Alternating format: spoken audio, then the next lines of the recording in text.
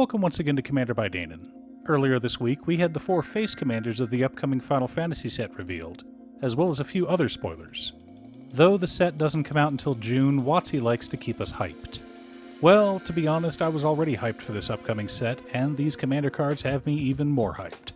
Obviously, the whole deck lists aren't out yet, so we won't be doing any breakdowns or deck upgrades, but we can discuss each commander and how I'd build them in a Void. Also, and I know it's annoying to keep hearing this, but statistically, if I don't ask you to like and subscribe, the video gets fewer subscribers. While we don't know much, we do know that each commander deck is built around one of the main titles from the Final Fantasy series. Leading the deck based around Final Fantasy X is Tidus, Yuna's Guardian. He is a 3-mana 3/3 legendary human warrior.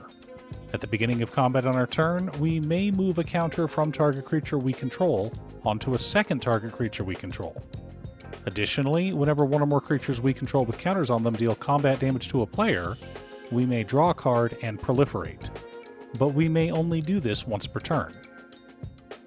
Leading the deck based around Final Fantasy VII is Cloud, ex-Soldier. He is a 5-mana 4/4 legendary human soldier mercenary with haste.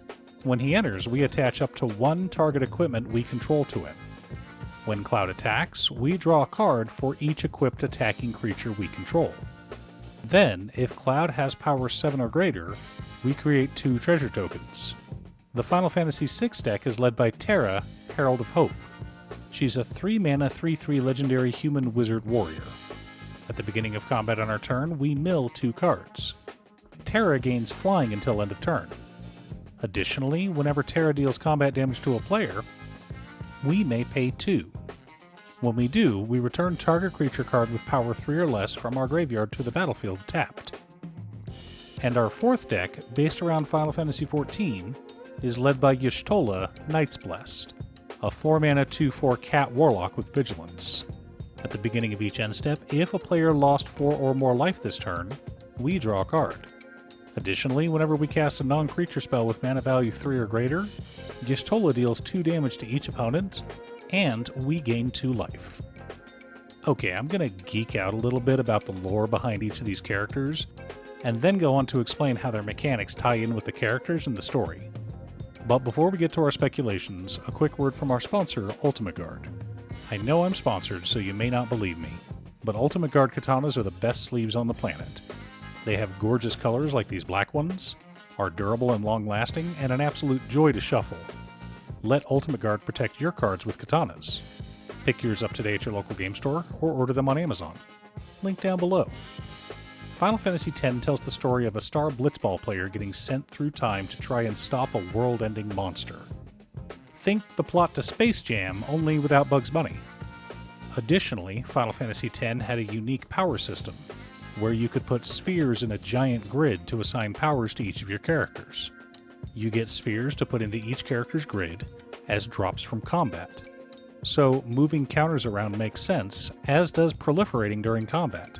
Now, we know that each deck is based on a specific Final Fantasy, so we can assume there will be more legendary creatures based on characters from each game.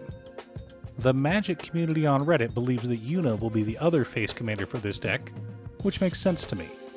I assume we'll have most of the characters from Final Fantasy X, but they might not all be Bant like Tidus is. This isn't the first time we've seen token manipulation in Bant. Streets of New Capenna had several cards in this color identity that wanted to play around with counters. So I'd want ways to increase counters as well as playing around with various other types of counters. Of course, you could just be mean and build an Infect deck. Final Fantasy VII is the most famous of the Final Fantasy series, and one that is loved by many. I am a huge fan of this entry into the series, but it is not my favorite. Cloud has some serious mental issues, and, as the game goes on, it is revealed that he has memories from another soldier. He starts the game as a mercenary, only interested in money, but then meets Aerith, who helps him see how much damage Shinra is dealing to the planet. Cloud starts to care, but all of that comes to an abrupt and violent halt. By the end of the game, he doesn't care if the world lives or dies, he just wants to kill Sephiroth. Just like all RPGs, equipment plays a big part, but Final Fantasy VII takes it a step further. Now, I haven't played the remakes yet, so I don't have any insight on those, but in the PlayStation original, released in 1997, each character had 3 pieces of equipment: weapon, armor, and a relic. You could then add materia to each weapon and armor. So while this may seem simple on the surface, when you come to find out that some materia enhanced or modified other materia, it added a whole new level of depth to the game. So Cloud leading the equipment deck makes sense. Speculation puts Tifa as the secondary commander for this deck, but I'm not sure. We'll have to wait and see. Naya is an aggressive shard. You've got Boros, which is the best attacking colors in the game, combined with the ramp of green. Big creatures, fast mana, and aggressive attacking strategies. We want to get Cloud to 7 power as quickly as possible, but we also want a few other equipped creatures. This commander was designed for the Aurelia Sword of Hearth and Home combo. For those who don't know it, you attach Sword of Hearth and Home to a different creature, then flicker Aurelia the War Leader. This gives you a new instance of Aurelia, meaning you get another combat step. Final Fantasy VI is the best standalone non-MMO Final Fantasy game ever made, and ranks as one of the greatest RPGs of all time. Spoilers for a 30-year-old video game. Cute stuff, if you wouldn't mind posting a timestamp for people who are still in the dark about this game. The story begins with a mind-controlled soldier who is freed by a monster encased in ice. With the mind control broken, she struggles to remember anything about her past, but does recall her name, Terra. Terra goes on a journey to help the Rescuers, a group of intrepid freedom fighters trying to stop the Gestalian Empire from taking over the world and repeating the mistakes of the War of the Magi, a cataclysmic conflict that almost destroyed the world 1,000 years ago. And here's why Final Fantasy VI is the best RPG ever. They fail. That's right. The heroes fail. Kefka, the villain of the series, betrays the Emperor, kills him, steals the power of the gods for himself, and destroys the world. The second half of the game consists of you tracking down your friends so that you can kill him. And since the deck is based on the World of Ruin, it makes sense that Terra can reanimate her allies.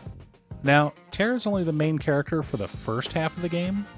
The World of Ruin is led by Celeste, my favorite character in all of Final Fantasy.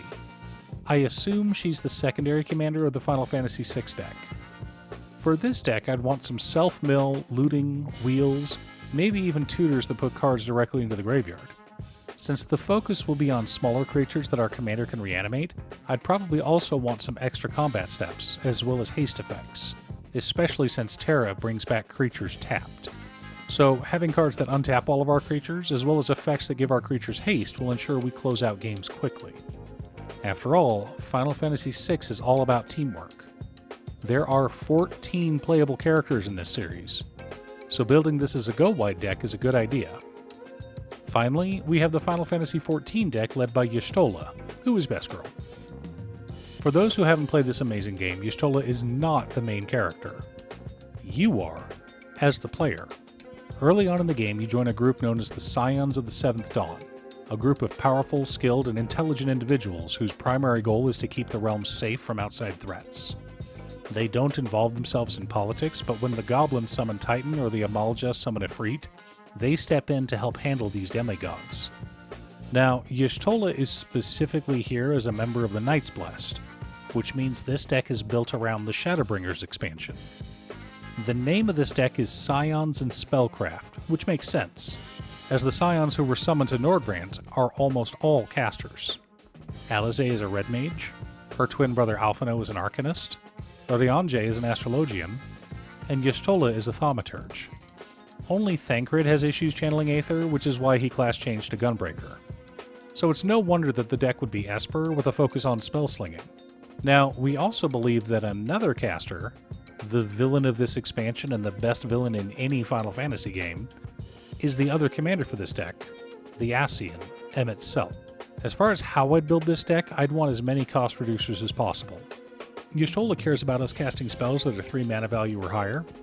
For clarification, overloading a spell or kicking a spell does not change the mana value. So Cyclonic Rift always has a mana value of 2. But if you have your commander on board and cast Fierce Guardianship, it does still have a mana value of 3.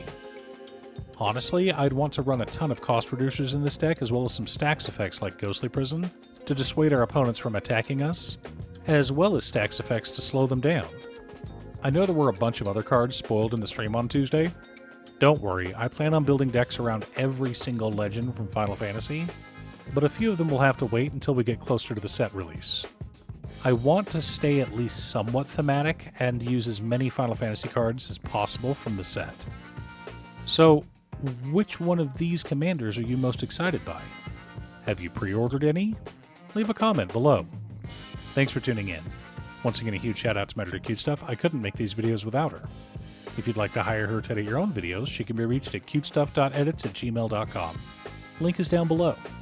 If you're looking for ways to support the channel directly, you can head on over to patreon.com/Danon. You can have a video made or just ask for help building or tuning a deck list. I'd also like to give a quick shout out to all of my patrons. Waffles, Jiraiya, Muffins, Marcus, Brett, Roxy, Alex, Borgie, Nasmund, Conga, Aaron, Chris, Robert, William Pye, Kazaris, Booksu, Patrick, Naffy, Noodle, Tiz, Art, Richard, Devon, Sint, Boomy, Freya, Jackie, Finn, Zen, Ashura, Justin, and Christian. You guys are awesome. I post new Commander Deck videos every weekday, so be sure to subscribe and ring the bell to be notified of new videos. Again, thanks for watching, and I'll see you all again next time on Commander by Danon.